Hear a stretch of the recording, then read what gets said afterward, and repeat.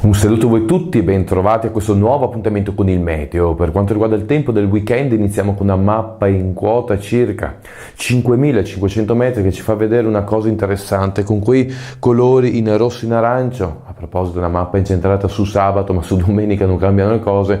Con quei colori rosso e in arancio, specialmente sull'Italia centro-settentrionale, abbiamo dell'instabilità e del resto una saccatura scenderà di latitudine e lambirà anche il nostro territorio portando nuova variabilità dopo il bel sole che ha interessato la giornata di venerdì. Iniziamo con sabato dicendo che avremo una mattinata tutto sommato tranquilla, arriveranno poi delle nubi che specialmente il pomeriggio daranno origine a dei temporali, soprattutto sulle zone montuose con dei bordi sui settori pianeggianti centro-orientali fino al veneziano. Ecco, sulle zone del veneziano potrebbero esserci dei temporali anche localmente molto forti, temperature massime in calo. Per quanto riguarda la domenica direi che passeranno nuove nubi che porteranno, specialmente nel pomeriggio ma localmente anche qua e là al mattino, anche se al mattino non mancheranno delle schiarite, nuovi rovesci localmente anche da carattere temporalesco, ma le zone più interessate saranno soprattutto quelle montuose e quelle orientali con temperature che non subiranno grossi cambiamenti. Nuova variabilità